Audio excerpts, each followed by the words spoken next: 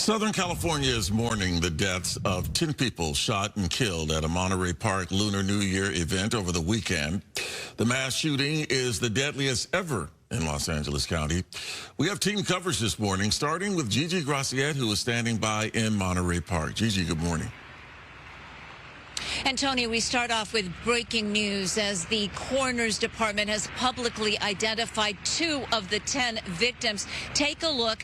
They are 65-year-old Mai Nan and 63-year-old Lilin Lee. And while family members and friends have also identified a 3rd victim, Ming Wei Ma, a dance instructor. Other victims were told by the coroner's office range in ages from 50s to 70s. And all of them were killed, say police, by this man, 72-year-old Hu Can Tran of Hemet, who less than 12 hours after the killings made his way to Torrance in a van with stolen license plates on it and committed suicide when Torrance police officers tried to pull him over. The crime spree, though, started at 10:30 Saturday evening here in Monterey Park at the Star Dance Studio, where a lively crowd was dancing the night away in a celebratory party for the Lunar New Year. Witnesses saying Tran arrived and opened fire just like that, shooting indiscriminately at everyone, killing 10, injuring 10 others, some left in critical condition. But it wasn't over, because just moments later, and less than 3 miles away, he appeared at another dance studio, the Lele Ballroom. And Christina Pascucci is going to have more on the men being called heroes today for possibly thwarting another mass murder. But this morning, Monterey Park is in mourning. We spoke to the mayor today, who told us that last night he met with Governor Gavin Newsom.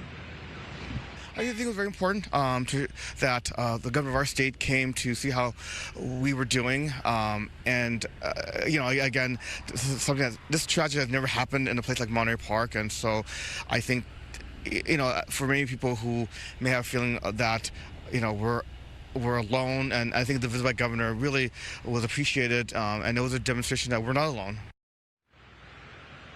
And that was the message the mayor said the governor had for Monterey Park, that they are not alone. The governor also meeting with first responders and some of the victims, offering up state resources to help.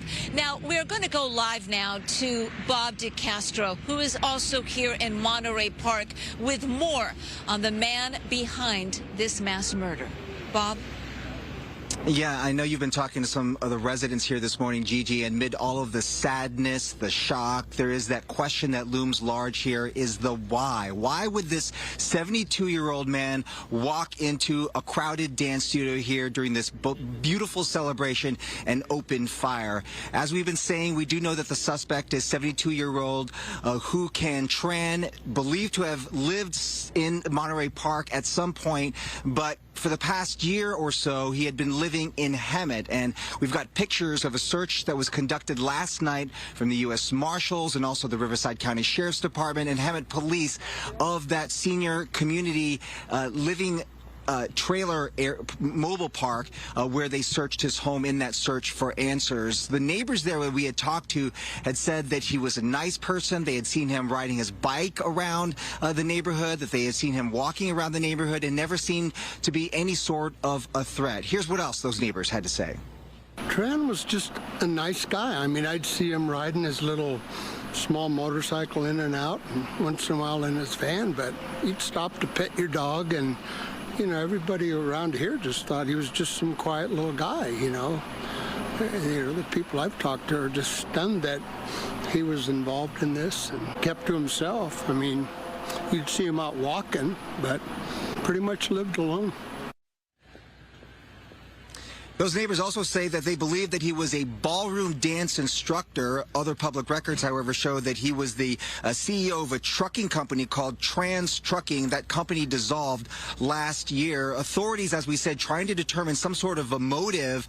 They say that he had no known criminal record, but there are all kinds of reports swirling around that perhaps he knew someone inside the dance studio and that this was some sort of a domestic dispute, that there was some sort of jealousy involved. There was also talk of some sort sort of a possible mental illness. All things that have not been confirmed by authorities this morning, and that many people here who are still in mourning hope to get some answers. We'll send it back to you. All right, Bob, thank you for that. And yes, as the Monterey Park mass shooting rekindles the ongoing debate of public safety versus the rights of gun ownership, which we saw coming. In this case, the shooter's gun may have had a high-capacity magazine, which is actually banned here in California. We spoke with Democratic Congresswoman Judy Chu, who represents Monterey Park. We've had these mass shootings, but they've increased in frequency with Uvalde, with Buffalo, with Club Q, and now in Monterey Park. And we know what the solutions are. We know that people like this should not have guns.